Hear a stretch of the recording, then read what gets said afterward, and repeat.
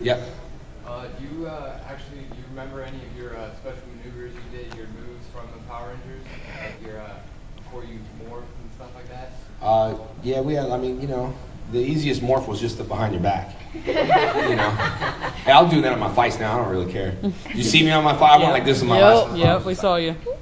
Whoa! The whole crowd was like, "Yeah, they were." I was like, "I'm just gonna use it. I don't really care." I'll let them think that if I'm gonna fight a Power Ranger. That's right, man. Because look, I told those guys, you got nothing to win, man. Look, you got everything to lose. Because if you win me, the whole world's gonna be pissed off at you. If I win, they're all happy for me. So you might as well not fight me. So I have little kids kicking him in his knee. You beat up the Green Ranger, you mean guy. But it's just you hurt Tommy. Why not dress up as the Green Ranger for your next UFC fight? Dude, the thing is, I had promoters that wanted to do that, though. I had promoters that wanted to do this big entourage entrance with the music and mix it up a little bit, and then it was gonna be smoke machines. The Green Ranger was gonna come out, vanish, disappear. Then I was gonna show up in MMA. The only problem with that is you got to win the fight. If I don't win that fight, I'm gonna be laughed at from the whole entire world. I got to win that fight. So the pressure's there, still. But all my guys are like, do it, And I had some radio mixes of the whole walkout song. Every song I had like the whole, Power Ranger mix. But then I heard it was like, Zordon, I can do it, Tommy, and all this. And then it went to game over, flip. So it mixed it, but I still kind of gave the CD. Then right before, I just took the CD back. But, yeah, I'm getting there, getting a little bit more comfortable, and I'm morphing on the guys. So it's all right. So the guy just, like I said, someone the last time, they just don't. I hit him, and I was like, damn it, Spark. What the hell's wrong with you? And me and was like, damn it, Spark. Yes. Yeah. And Forever Red, Haruko, the Red Aqua Power Ranger. Do you know why his original actor didn't come back for that? Did they tell you? One didn't show up in there, or? Yeah, from season 3, where you were turning into a little kid, and, those alien rangers. Rangers actor didn't come back for Forever Red. I think Dave knows that question. Dave Yost. When you go to his panel, I think he knows he follows all that stuff. He's in the corner. Still over there. He's hiding in the corner. Yes. Well, we're all talking about Green Ranger, but what was your favorite color? I gotta say green because I was evil a little bit. Yeah. I like being evil. That was kind of fun. I think everyone likes to be evil a little bit. The only evil guy that ever won. Yes. Yeah. So it was good. I mean, I like being evil, and that just brings back all the memories of Power Rangers. That was like the old school days, with all the original guys, And I thought everyone had their own character based, and I thought it was cool, So I'd say the green. Do you actually keep in touch with the original cast that you started with? Only people I kept in contact with is Dave, and I'll email Amy a couple times, yeah. And Steve, I talked to Steve Cardenas a little bit, Johnny Bosch, but the original, I haven't seen Walter, and Austin I don't talk to. He won't return my calls. I know I cleared it up, Lisa. I cleared it up online. I'm not talking smack about him, just being honest. I call him, he won't return my calls. And who else? That's about it, I think. Yeah. Who was your favorite on the original cast to act with? Like to do martial arts? Dave's over there. Dave Yost. Blue Ranger. Blue Ranger. Dave definitely was my favorite actor. You can't see him, man. He's morphed, dude. You can't see him. Stealth mode. Camouflage. He's in ninja mode. Okay, you had a question? Yeah. Yes. Go back to the MMA. Because you were talking about dropping down to light heavyweight and all that. Were you worried at all going in against the guy that weighed 265? Everyone else was. say, it's not like it was Brock Lesnar 265. It was, Yeah. No, it was, when I fought in Virginia, that guy was actually bigger, dude. He was 6'4", and Carlos, or whatever his name is, he was 6'4", and the problem with that is I don't really care who I fight, and but everyone started making me start thinking stuff, because all the fighters were in there. They're all friends of mine. They know me from Jesus and Tap. So this dude walks in and they're like, because we're heavyweight division, so everyone's like, oh, so he jumps on the scale, and he has to make 265. He was already 300 and something. He dropped so much weight. Get on the scale, and 265. Everyone's like, oh, right? The whole room got silent. I come up, take my shirt off, jump on the scale. Like 217, everyone's like, and I swear to God, I was like so many fighters over here, and I was like, and all my fighter buddies were like, hey man, good luck. So it was true. I swear to God, that's so true. And so after I won, everyone's like, damn, dude, that was good, dude, I got more respect from everybody. It was like I was thinking, man, I was like looking at you got something wrong with yourself. Like, Good luck, man. They're supposed to be my friends. They're supposed to be like, dude, you got this, man. You gotta. Good luck. So that was pretty much that. And I just remember everyone go, ooh, at his weight when I stepped on 217. Chirp, chirp. Cricket. So yeah, it was crickets right out there. would you ever go to the UFC, fight there? UFC?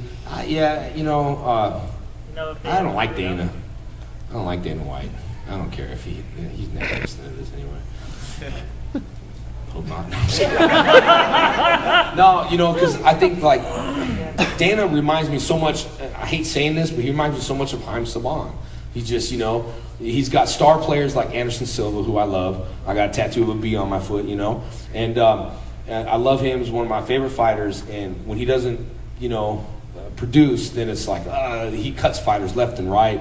Then he talks about Kimbo. Kimbo's never fighting for UFC. The only way he's fighting for UFC is if he wins the reality show. Well, Kimbo didn't win the reality show, and then he still fought for UFC, Houston Alexander, and then he fought again, then he lost. Now he's out on his way out, Strikeforce. But UFC carries his toys. So Dana just sees money. Oh, it's money, yeah, we can promote, and that's fine. There's nothing wrong with that, and I know UFC is where it's at because of Dana and all his investors. But I have a lot of friends that fight in UFC. I just really like Strikeforce. I don't know why. I get along with all Strikeforce champions, and Strikeforce has a huge, bigger audience than UFC. UFC is like the top promotion, but Strikeforce is seen by a lot of people around the world, and so it's more mainstream. Like when Gina Carrera fought, she's a friend of mine too. Like 6 to 10 million viewers. You're not going to get 6 to 10 million pay-per-view.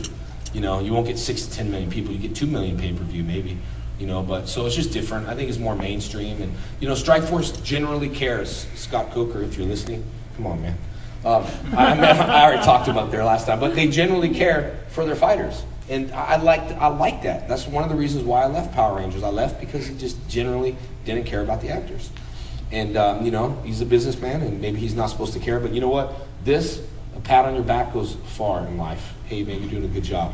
And I realized that with training my staff. I used to be like Haim. Hey, this is what you need to do. Man, you're working for me for $2 an hour. I don't care what you got to do. Blah, blah, blah. Not really $2, but, kind of. But I used to just drive people, and my staff used to be, petrified. And now I don't do that no more. They're like, am I turning soft? No, I'm not turning soft. I'm turning into a businessman. I go up, hey, you did something wrong. You can't do that, man. But you are doing a good job on this. So keep up the good work on the floor. Other than that, you can't do this and that and this. So giving pats on the back, it goes far. They respect you more. They listen to you more. It's like that little kid that don't listen, like me when I was little. It's like that little kid don't listen. Don't do it. Don't do it. I want to do it. If you tell me don't, it's like I want to do it. So it's one of those things. And the pats on the back go a far way, in life, and whatever I was talking about. Forgot. I remember. So with the UFC thing. So anyway, any other questions? Because I know we're about to wrap it up in about 2 minutes. Okay. I know that Johnny Young Bosch and Dan Southworth have started movies together. Is there ever a possibility that the three of you could be in like a movie together? I didn't know Johnny was doing a movie with Dan. What movie is that? I know there's one of them was The Broken Path, and there's another one that they did more recently. Oh yeah. I know. No, me and Johnny were supposed to do a movie, but he was like, whoa. We'll have to push that. I know, because I got busy anyway, though. But I don't know, whatever calls for it. Sometimes you run into people, and if it calls for the role, it calls for the role. If it doesn't, so probably not. Maybe, I don't know. Did you enjoy your Dino Thunder experience? Dino Thunder was all right. I mean, it was good. I liked the cast. It was very strange going back to Dino Thunder because they were all Power Ranger fans. They were all young. They were all like, "Oh, we used to watch you." So I'm not used to that. We all started Power Rangers together, so we grew up with each other. So we weren't like, you were like my idol or you're my hero. And going back there, that's what it was like. All those guys were really like pumped up. I didn't like filming in New Zealand really though. I didn't really like it out there. I mean, it's nice, but just being like, I just felt stuck out there, and the food just tastes crappy. But, yes. Is your character in the One Warrior, is he at all like Tommy? Was he familiar to fans, or is it that departure? That's interesting because when I got that script, the character was just not likable. He's just so one-dimensional. David Pryor wrote the script, and he's wrote a lot of movies. Some of his movies, are like, are okay, but the character wasn't really likable. So me and Tom had to kind of really. He was just more like just a leader, like, and I'm used to that being in my karate school, being a leader, trying to be likable, trying to do some funny stuff, not too much though. It's just kind of hard to change when you don't have the writer and all that stuff. And as an actor, you have to like bring something to the table. So, I mean, you're always going to see Tommy because Tommy is me. You know what I'm saying? I mean, like, I built that character. I think, Dave Yost's character is different because he's not that way in person. So he built his own character. But as far as Tommy, I thought it was easier just to be myself. Just to go in there and have a good time, sense of humor, and bring your personality to the role. Much like Vince Vaughn, if you watch his movies, he's always the same. Like, he's funny, he's likable, he's in all his movies. So I think you're going to always see that. No matter what movies I do, I think you'll see that. Unless I try to create a different character, or I do a prison movie or something like that. Hey, it's Tommy in prison.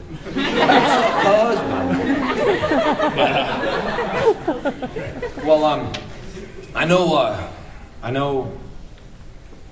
We have main events right now at 5, all the Power Rangers. So anyway, guys, thanks for coming. And with the movie trailer, are we showing that again tomorrow? Or no? Oh, I don't care. I just probably need it back though because I got another. No, okay, that's fine.